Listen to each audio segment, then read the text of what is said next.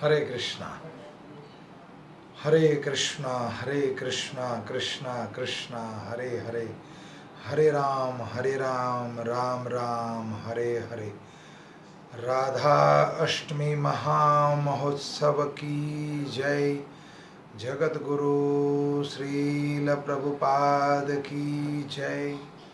गुरु महाराज गुरु परंपरा की जय। छठ गोस्वामी वृंद की जय।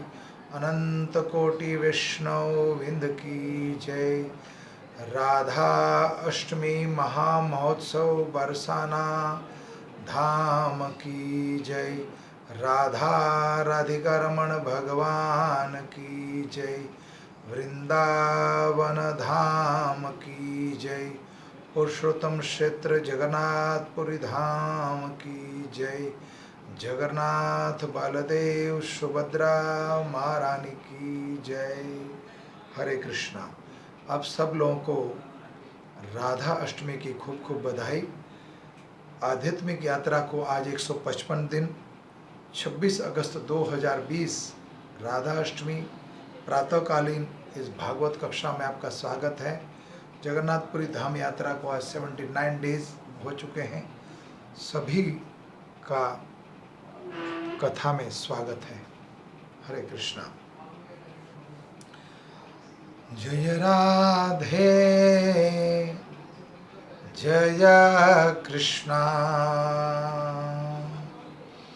जय वृंदावन जय राधे जय कृष्णा जय वृंदावन श्री गोविंद गोपीनाथ मदन मोहन श्री गोविंद गोपीनाथ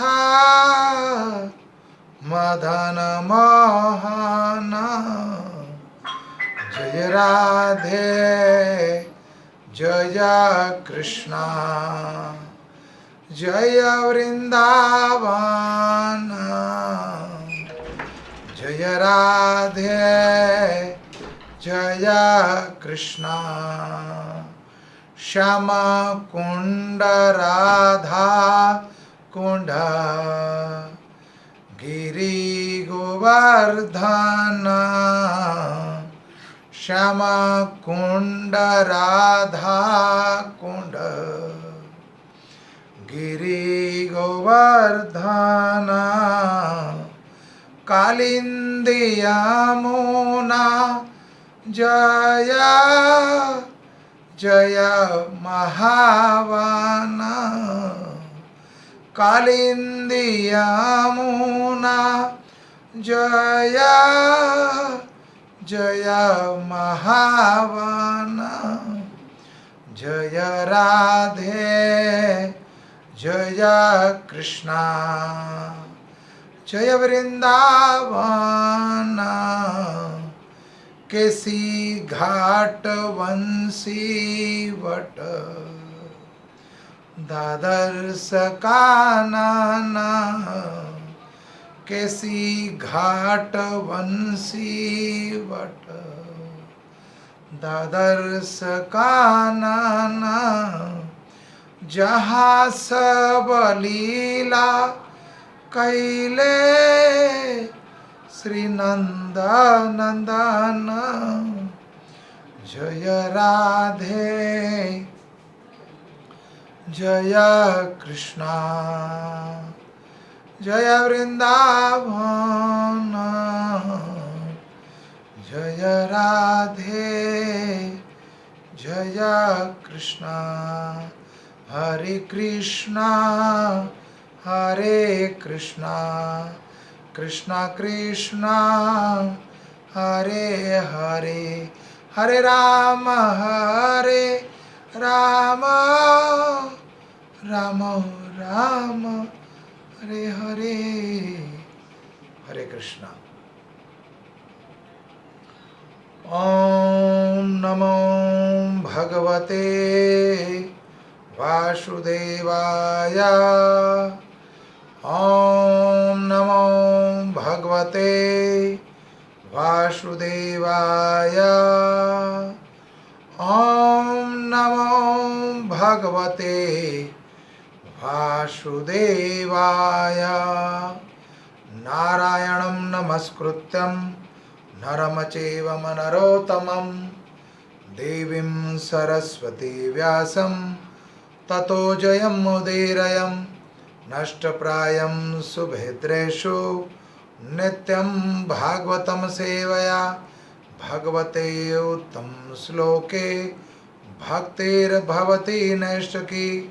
कृष्णाय वासुदेवाय देवकी नंदनंदनाय च नंदगोपकुमाराय गोविंदाय नमो नमो। ओम अज्ञानं तिमिरं ध्यानस्य ज्ञानजनाशलाकया चक्षुरूपं येन तस्मै श्रीगुरुवे नमः। श्रीचैतन्यो मनोभीष्टं स्थापितं येन भूतले स्वयं रूपं कदा ददाति स्वयं पदात्कृतं। वन्दे श्रीगुरु श्रीयुतपदकमलं श्रीगुरुवैष्णवां च श्रीरूपसङ्ग्रजातं सहगणरघुनाथतं सजीवं राधेतं सावधूतं परिजनसहित कृष्णचैतन्यदेवं श्रीराधाकृष्णपदारं सहगणललिता श्रीविशाखा। हे कृष्ण करुणा सिंधु दीनबंधो जगतपते गोपेश गोपिकान्ता राधाकान्त नमस्तुते। तप्त कांचन गौरांगे राधा वृंदावनेश्वरी वृषभानुसुतदेवे प्रणमामि हरिप्रियाय।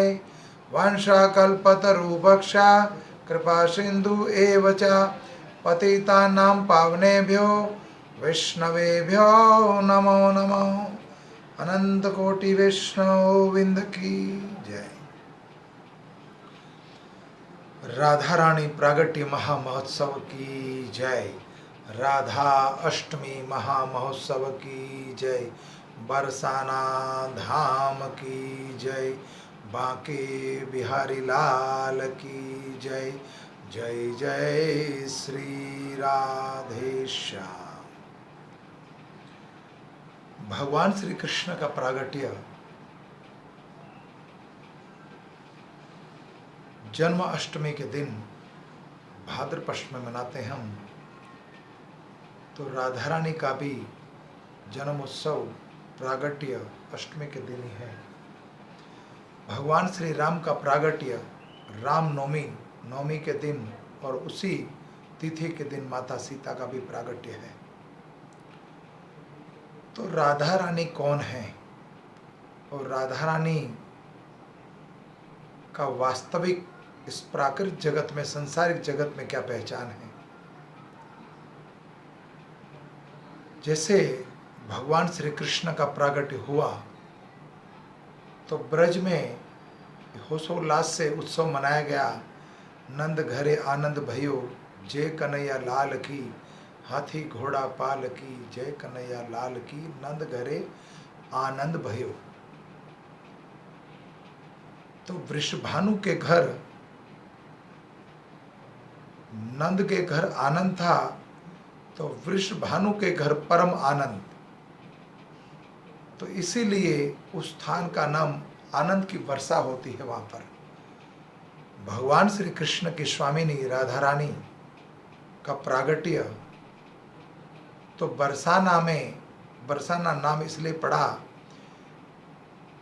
कि परमानंद प्रकट हुआ है। वह आनंद का भी आनंद, उसको परम आनंद कहते हैं। वो परमात्मा जिसके आत्मा है राधा रानी।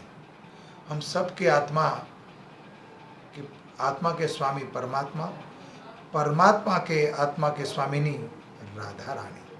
हे राधा रानी ऐसो कौन सो काज कीजो तेने, तीनों लोक तारनहार तेरे राधा रानी तेरे अधीन। तो राधा रानी के अधीन रहते भगवान श्री कृष्ण। ऐसा क्यों? तो कुछ लोग जानते हैं, मैंने बताया आपको इस तथ्य को। कृष्ण को तत्व से जानना बहुत कठिन है, बहुत कठिन है, बहुत कठिन है। तो राधा रानी को तत्व से जानना उससे भी कहीं अति कठिन है। राधा तत्व क्या है और कृष्ण तत्व क्या है? भगवान श्री कृष्ण की राइट भुजा से शंकर्षण प्रकट होते हैं और भगवान श्री कृष्ण की बाएं भुजा से भगवान की हिलाज्ञ शक्ति, अंतरंगा शक्ति राधा रानी प्रकट होती है। तो संसार में स्त्री और पुरुष का जो विस्तार है वो शंकर्षण से और राधा रानी से हो, चाहे वो ब्रज की कन्या हो, ब्रज की गोपियाँ हो, भील पत्नियाँ हो, वन पत्नियाँ हो, या भगवान श्री कृष्ण की 16,108 पत्रानी क्यों ना हो, ये सब राधा रानी का विस्तार है। भगवान श्री कृष्ण की अंतरंगा शक्ति राधा रानी हलादनी शक्ति।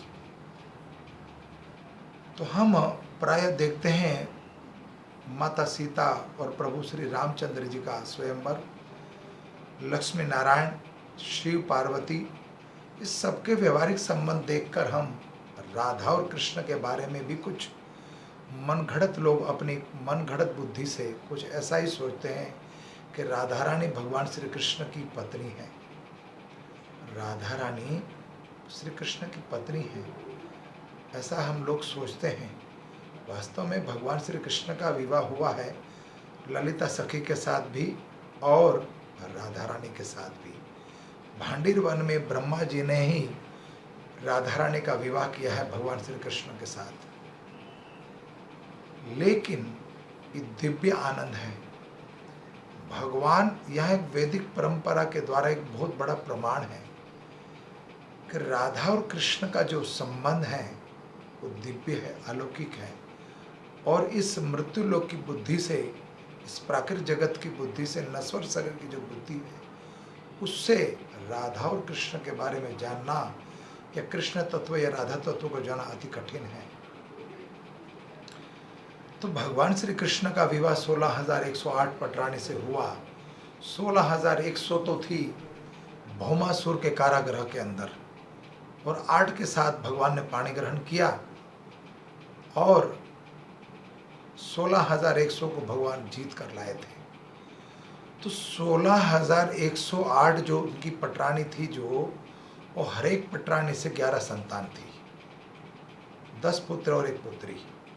ठीक उसी तरह आप यहाँ सोचिए, राधा रानी के साथ भगवान का पति पत्नी का संबंध है, लेकिन आज तक कभी आपने राधा रानी की संतान देखी क्या?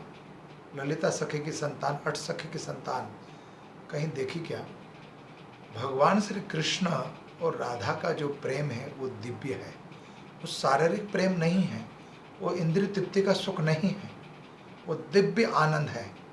ब्रजवासी, ब्रज की गोपियाँ, दिव्य आनंद। भगवान जब ब्रह्म मोहित लीला करते हैं तो जितनी ब्रज की कन्या हैं सबके साथ भगवान का विवाह हुआ है, लेकिन एक भी ब्रजवासी उससे प्रभावित नहीं हुए। तो राधा रानी का जो प्रागट्य अवसर है, वो राधा रानी का जो भगवान श्री कृष्ण के साथ जो संबंध है वो दिव्य है, सांसारिक संबंध नहीं है, शरीर का सुख भोगने के लिए नहीं है। तो राधा रानी से साथ भगवान युगों युगों से आ रहे हैं, इसलिए इसका युगल स्वरूप। लेकिन राधा रानी और कृष्ण भगवान की कोई संतान आपने आज तक कभी नहीं सुना। वो दिव्य है, युगल स्वरूप है, प्रिया प्रियतम है, वो स्वामी स्वामिनी है, श्यामा श्याम है वो। तो राधा रानी का प्रागट्य कैसे हुआ इसके बारे में वर्णन, ये तो संसारिक तत्व जो हो, प्राकृतिक जगत का संसारिक संबंध जो है उसके बारे में आपको हम बता रहे हैं। एक राजा इक्ष्वाकु हुए हैं, इक्ष्वाकु के पुत्र हुए दृग, और दृग के पुत्र हुए हैं सुरभान, और सुरभान के पुत्र है वृषभान। ठीक उसी तरह दृग के जो पुत्र थे उनका नाम था चंद्रसेन। चंद्रसेन के पुत्र हुए सुरभान और सुरभान के वृषभान, और चंद्रसेन ही वृषभान बने और कलावती, और कलावती ही बनी माता कृतिका, और कृतिदा और वृषभान की संतान राधा रानी। तो जैसे भगवान नंद बाबा के घर या वसुदेव के घर जब प्रकट हुए तो माता देवकी के गर्भ में भगवान ने वो आभास करा दिया कि आपके गर्भ में मैं आया हूँ। लेकिन भगवान जब प्रसव का समय आया तो साक्षात चतुर्भुज रूप में प्रकट थे। ठीक उसी तरह कृतिका के गर्भ में भी स्वयं स्वामिनी प्रकट हुई हैं, तो उनको भी आभास करा दिया गया कि मैं आपके गर्भ में हूँ। लेकिन वृषभान जी को राधा रानी का जो प्रागट्य है वो रावल में यमुना के तट पर जब, और यमुना के तट पर, यमुना के पुलिन पर जब वो विचरण कर रहे थे तो उन्होंने बहुत बड़ा एक कमल पुष्प देखा। कमल पुष्प आज तक नहीं देखा, लेकिन उस पुष्प की क्रांति को भी देखा। दिव्य तेज, सोने की भांति उसका तेज प्रकट हो रहा था। इसलिए राधा रानी को तप्त कांचन गौरांगी, जैसे सोने को तपाया जाता है और जितना तपता है उतना उसका रंग निखरता है, ठीक उसी तरह उस कमल पुष्प के अंदर सोने की भांति सूर्य की किरणें जैसे होती भोर में, वैसे तप्त कांचन गौरांगी किरणें चमक रही थी। रावल में वृषभान जी विचरण कर रहे थे तो यमुना में एक पुष्प को देखा, और उस पुष्प में एक दिव्य कन्या थी, और वो दिव्य कन्या थी वृषभानु की लाडली, वृषभानु की लल्ली राधा रानी। उनका दिव्य तेज और दिव्य रूप, और उद्धव राजमहल में रावल में कृतिदा सुंदरी के गर्भ में तो प्रसव का समय आया तो वृषभान जी ने कृतिका की गोद में राधा रानी को लाके दे दिया, जो यमुना से प्राप्त हुई थी कमल पुष्प से। और रावल गांव में उनका जन्म हुआ है। भगवान का जन्म मथुरा में, और मथुरा के बाद गोकुल, और गोकुल के बाद नंदगांव। ठीक उसी तरह राधा रानी का प्रागट्य रावल में हुआ है, यमुना मैया में कमल पुष्प में। और उसके बाद वृषभान जी जो हैं रावल छोड़कर आगे बरसाना, जहाँ राधा रानी आई उस गांव का नाम पड़ गया बरसाना। तो ये दिव्य राधा रानी का प्रागट्य है। राधा रानी अति सुंदर है, अति सुंदर। उधर कृष्ण का भी जन्म हुआ है, इधर राधा रानी का भी प्रागट्य हो चुका है। तो भगवान श्री कृष्ण के बाद राधा रानी का प्रागट्य हुआ है। अब भगवान श्री कृष्ण राधा रानी के साथ गौलोक धाम में तो विचरण करते हैं, गौलोक धाम में तो वास करते, नित्य लीला करते हैं। लेकिन ये भौतिक जगत की, प्राकृतिक जगत में एक लीला प्रकट करनी थी द्वापर युग में। तो भक्तों का उद्धार करने के लिए और भूमि का भार उतारने के लिए भगवान प्रकट हुए। तो भगवान प्रकट हुए तो भगवान के साथ भगवान की स्वामिनी भी जरूर आएगी। तो भगवान के साथ राधा रानी का प्रागट्य हुआ, और राधा रानी स्वयं जो साक्षात भगवान की ह्लादनी शक्ति, भगवान की अंतरंगा शक्ति है वो। तो भगवान में और राधा रानी में कोई भेद नहीं है। शंकरषण बलराम जी, राधा रानी, माता सीता, ये आदि गुरु हैं। आदि गुरु माने भगवान पृथ्वी पर एक है, अकेले हैं। एको पुत्र देव की पुत्र, एको शास्त्र भगवद गीता, और एको महामंत्र हरे कृष्ण महामंत्र। ठीक उसी तरह भगवान श्री कृष्ण एक है, और एक में से अनेक होते हैं वो। तो विस्तार करने के लिए राधा रानी का प्रागट्य, स्त्री का विस्तार करने के लिए, पुरुष का विस्तार करने के लिए भगवान शंकरषण का। तो राधा रानी का प्रागट्य दिव्य स्वरूप प्रकट हुआ है नंद बाबा के घर, तो परम आनंद का प्रागट्य है। और राधा अष्टमी के दिन बरसाना में आज भी प्रतिवर्ष राधा रानी का प्रागट्य बड़ी उत्साह से साथ मनाते हैं। और गर्भगृह में अपरस की सेवा होती है राधा रानी की, और बड़ा सुंदर महत्व होता है बरसाना में। लेकिन इस वर्ष तो प्रतिकूल समय को लेकर हमारी बरसाना की यात्रा तो हुई नहीं।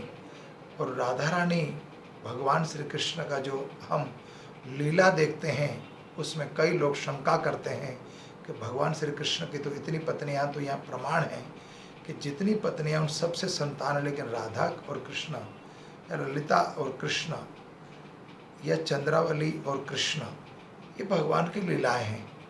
ललिता के साथ राधा रानी के साथ विवाह हुआ है और ये विस्तार के साथ राधा रानी प्रतिदिन राधा कुंड पे और श्याम कुंड पे प्रतिदिन संध्या के समय राधा और कृष्ण मिलते थे। बरसाना से और नंदगांव से भगवान आते थे। जैसे भगवान बड़े हुए और राधा रानी बड़ी हुई तो धीरे धीरे उनका विस्तार हो रहा है।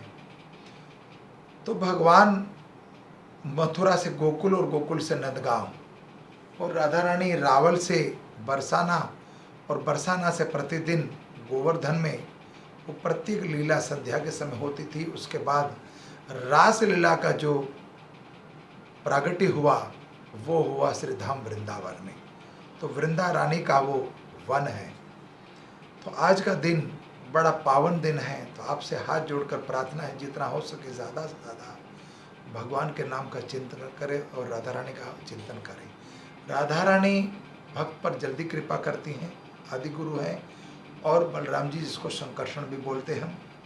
तो आज के दिन राधा रानी का प्रागट्य बड़े उत्साह के साथ मनाया जाता है और आज ही के दिन राधा रानी के चरण दर्शन भी होते हैं। भगवान श्री कृष्ण को राधा कुंड अति प्रिय है, श्याम कुंड से भी अति प्रिय है राधा कुंड। राधा कुंड प्रागट्य भी आने वाला है और इस प्राकृतिक जगत में प्रतिकूल समय में सारे त्यौहार जा रहे हैं और हमारी प्रियसी, हमारी प्राणधन राधा रानी का भी आज प्रागट्य हो गया है। हमारो जीवन धन राधे राधे राधे, श्री राधे श्री राधे। हमारो परम धन श्री राधे श्री राधे श्री राधे। राधा रानी का प्रागट्य, राधा अष्टमी महामहोत्सव की जय, बरसाना धाम की जय। जय जय श्री राधे श्याम। अब हम शास्त्र चक्षु में कल हम महोदधि तीर्थ का वर्णन कर रहे थे और महोदधि का वर्णन करते करते हम महातीर्थ का नामकरण, श्रील हरिदास ठाकुर ने जब शरीर छोड़ा तब श्री चैतन्य महाप्रभु ने उनके शरीर को उठाकर अपनी गोद में ले लिया और अत्यंत प्रेमावश में आकर नित्य करने लगे। महाप्रभु को देखकर सभी भक्तों ने प्रेमावश सामूहिक नित्य कीर्तन किया। स्वरूप दामोदर ने कहा, प्रभु को हरिदास ठाकुर के शरीर के लिए करने वाली अन्य क्रियाओं के विषय में सूचित किया। तब हरिदास ठाकुर के शरीर को एक वाहन के ऊपर रखा गया और कीर्तन नित्य करते हुए समुद्र ले जाया गया। महाप्रभु चैतन्य उस शोभा यात्रा के आगे आगे नृत्य कर रहे थे और वक्रेश्वर पंडित अन्य भक्तों के साथ पीछे पीछे नृत्य कर रहे थे। वे अत्यंत समुद्र तट पर पहुंच गए। हरिदास समुद्र जले स्नान कराइला, प्रभु कहे समुद्र एवं महातीर्थ ऐला। श्री चैतन्य महाप्रभु ने हरिदास ठाकुर से करी शरीर को समुद्र से स्नान कराए और घोषित किया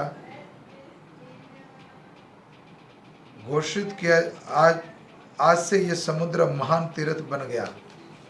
ऐसा महान तीर्थ में इस घटना के उपरांत चैतन्य महाप्रभु ने अपने संगियों के साथ जल क्रीड़ा करी। महाप्रभु का समुद्र में कूद पड़ना। श्री चैतन्य महाप्रभु जगन्नाथपुरी में सदैव वृंदावन के वियोग में रहा करते हैं। पुरी में विविध उपवनों को देखकर उन्हें वृंदावन का स्मरण हो जाता है। सटक पर्वत समुद्र की रेते का टीला है। टीला को समुद्र के रेता का टीला को देखकर वे गोवर्धन पर्वत समझते हैं एवं इस महोदरी को देखकर इसे यमुना समझ बैठते हैं। चैतन्य महाप्रभु द्वारा समुद्र को यमुना समझकर कूद जाने वाली लीला का वर्णन श्री कृष्णदास कविराज चैतन्य गोस्वामी कृष्णदास कविराज चैतन्य चरितामृत में कहते हैं, वे लिखते हैं, अयमत महाप्रभु भ्रमितो भ्रमिते आयटोटा हेत समुद्र देखन संबधिते यमुना भ्रमे प्रभु ध्राजा चलीला अलिक्षेयात संधु जले श्राप दिया। इस तरह से आइटोरा मंदिर के निकट भ्रमण करते हुए चैतन्य महाप्रभु ने ऐसा समुद्र देखा। समुद्र को यमुना नदी समझकर महाप्रभु तेजी से दौड़े और अन्यों के देखभाल के और अन्यों को देखे बिना जल में कूद पड़े। समुद्र में गिरते ही उसकी चेतना चली गई और वे यह नहीं समझा सके कि वे कभी हजारों से नीचे डूब जाते हैं।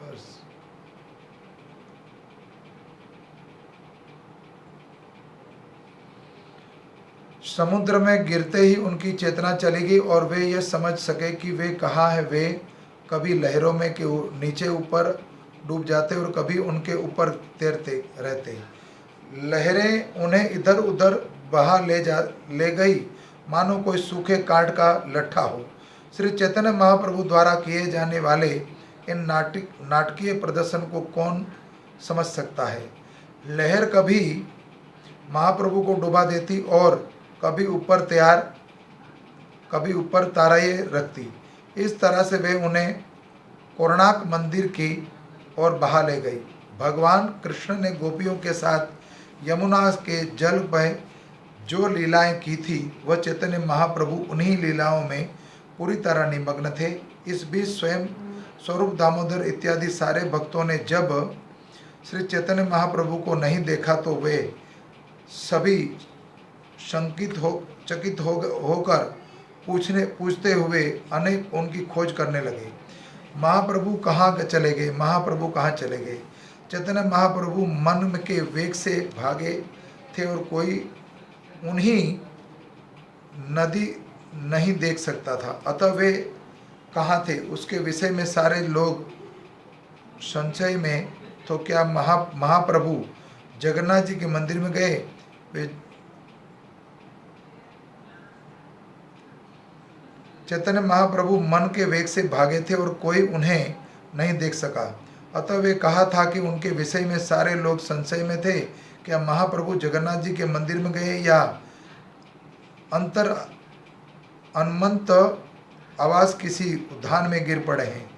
हो सकता है कि वे गुड़ीचा मंदिर गए हों या नरेंद्र सरोवर अथवा चटक पर्वत गए हों। हो सकता है कि वे कोंकण के मंदिर में गए और इस तरह बातें करते हुए भक्त भजन महाप्रभु के खोजने से के लिए इधर उधर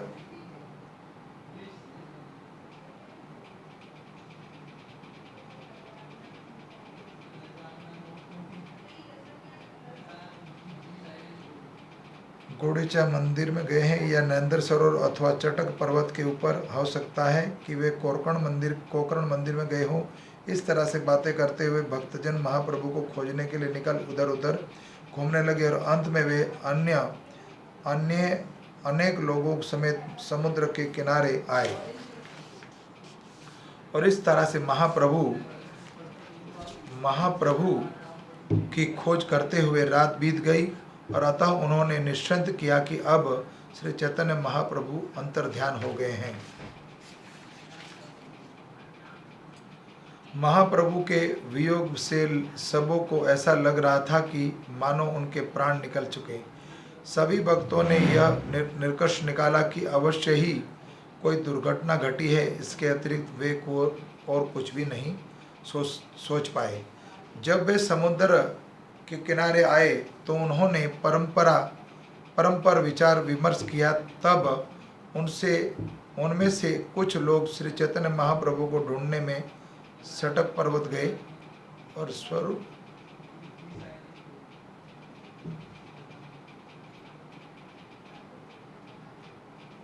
महाप्रभु के वियोग में सबों को ऐसा लग रहा था कि मानो उनके प्राण निकल चुके हैं। सभी भक्तों ने यह निष्कर्ष निकाला कि अवश्य ही कोई दुर्घटना घटी है, उसके अतिरिक्त और कुछ भी नहीं हो सकता। जब समुद्र में से वे सब समुद्र के किनारे आए तो उन्होंने परंपर विचार विमर्श किया और तब उनमें से कुछ लोग चैतन्य महाप्रभु को ढूंढने सटक पर्वत गए। स्वरूप दामोदर अन्यों के साथ महाप्रभु को समुद्र के किनारे अथवा जल में ढूंढते हुए पूर्व की ओर बढ़े। सारे लोगों खिन्नता से विहिल थे और जो लोग लगभग अचेत जैसे हो गए थे, किंतु प्रेमवश वे सभी महाप्रभु को खोजने के लिए इधर उधर घूम रहे थे। समुद्र तट की होकर जाते हुए सबों ने एक मछुआरे को आता देखा और जो अपने कांधे पर अपना जाल लिए था और वह हंसता रोता नाचता तथा गाता हरि हरि का उल्लासन किए हुए आ रहा था। मछुआरे के कार्यकल्प को देखकर सारे लोग आश्चर्यचकित हो गए, इसलिए स्वरूप दामोदर गोस्वामी ने उनसे समाचार पूछे और उन्होंने कहा, हे मछुआरे, तुम ऐसा व्यवहार क्यों कर रहे हो? क्या तुमने किसी व्यक्ति को देखा है? तुम्हारे इस व्यक्त व्यवहार का क्या कारण है? कृपया करके इसमें कहो। मछुआरा ने उत्तर दिया, मैंने यहाँ एक भी व्यक्ति को नहीं देखा, किंतु जल में अपना जाल डालते समय मैंने एक शव को पकड़ा है। मैंने ये सोचकर कि कोई बड़ी मछली है, उसे सावधानी से उठाया, किंतु जो ही मैंने देखा कि वह एक शव है तो मेरे मन में तो आती है भय व्यवस्था हो गया हो। जाल खसायते तार अंगे स्पर्श जल सस्पर्श मात्रे सई भूत हृदय पशील भय कंप हेलमोर नेत्र बड़े जल गदगद वाणी रोमा उठित सकल। जब मैं जाल छुड़ाने का प्रयास कर रहा था, तब मैंने उस शरीर का स्पर्श किया और जो ही मैंने उसको स्पर्श किया, एक भूत मेरे हृदय में प्रविष्ट हो गया था। मैं भय से कांप उठा और मेरी आंखों से आंसू बहने लगे और मेरी वाणी अवरुद्ध होने लगी थी और मेरे शरीर के सारे रोंगटोक खड़े हो गए थे। मैं नहीं जानता कि वह सब किस मृत ब्राह्मण का भूत था और किसी सामान्य व्यक्ति की, किंतु कोई उसे देखता तो यह उसकी शरीर में प्रवेश कर सकता था। इस भूत का शरीर बहुत लंबा है, 5-7 हाथ तक है और उनकी भुजाएं तथा टांगें 3-3 हाथ लंबी है। चमड़ी के नीचे के इसके सारे शरीर की हड्डियों के जोड़ अलग अलग हो गए हैं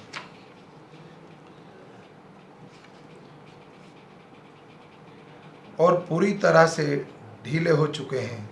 कोई इसे देख नहीं सकता, ना उसे देखने पर कोई जीवित रह सकता है। इस भूत ने शव का रूप धारण कर लिया है, किंतु उसकी आंखें खुली हैं। कभी वह गो का शब्द करा करते हैं और कभी अचेत पड़ा रहता है। मैंने इस भूत को प्रत्यक्ष देखा है और यह मेरा चारों ओर घूम रहा है, किंतु यदि मैं मर जाऊं तो मेरी पत्नी तथा बच्चों की देखभाल कौन करेगा? इस भूत के बारे में कुछ कह पाना सचमुच बहुत कठिन है, किंतु मैं कोई ओझा को ढूंढने जा रहा हूँ। मैं इससे पूछूंगा कि क्या वह मुझे इससे समझेंगे। चैतन्य महाप्रभु का शरीर ऐसा हो चुका था जिसे मछुआरा बता रहा है, अचेत अवस्था में था और बहुत बड़ा शरीर हो गया था और महाप्रभु जगन्नाथ जी के प्रति अति आसक्त रहते थे। किंतु मैं कोई ओझा को ढूंढने जा रहा हूँ और मैं उससे पूछूंगा कि क्या वह मुझे इससे छुटकारा दिला सकते हैं। मैं रात में एकांत स्थानों में मछली मारता हूँ, फिरता हूँ, फिर भी भूत प्रेत मुझे नहीं छू पाते, क्योंकि वे नरसिंह देव की स्तुति स्मरण करता हूँ। किंतु यह भूत मेरे द्वारा नरसिंह मंत्र का उच्चारण करने पर भी दुगनी शक्ति से मुझे पछाड़ देता है। इस भूत को देखते ही मेरे मन में अति अधिक भय उठने लगता है और आप वहाँ मत जाइए, मैं आपको मना करता हूँ। यदि आप जाएंगे तो वह भूत आपको सबको पकड़ लेगा। चैतन्य महाप्रभु के अनुयायी थे सब, और यह सुनकर स्वरूप दामोदर इस बात की पूरी हकीकत समझ गए और वे इस मछुआरों से मधुर वाणी से बोले, उन्हें कहा, मैं एक प्रसिद्ध ओझा हूँ और मैं जानता हूँ कि तुम्हें इस भूत से कैसे छुटकारा होगा। तब उन्होंने कुछ मंत्र पढ़े और मछुआरे के सिर पर अपना हाथ रखा और उन्होंने इस मछुआरे को 3 थप्पड़ लगाए। स्वरूप दामोदर ने उन्हें इस मछुआरे को 3 थप्पड़ लगाए और कहा, जब भूत भाग गया है, डरो मत। यह कहकर उन्होंने मछुआरे को सांत्वना दी और मछुआरा उन्मत्त प्रेम से प्रभावित था, किंतु भयभीत भी था, और इस तरह से वह दुगना चंचल हो गया था। और किंतु अब उसका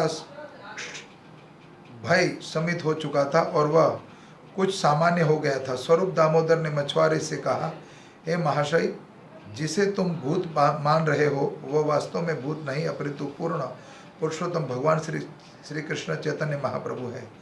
प्रेमावेश के कारण महाप्रभु समुद्र में से गिर पड़े।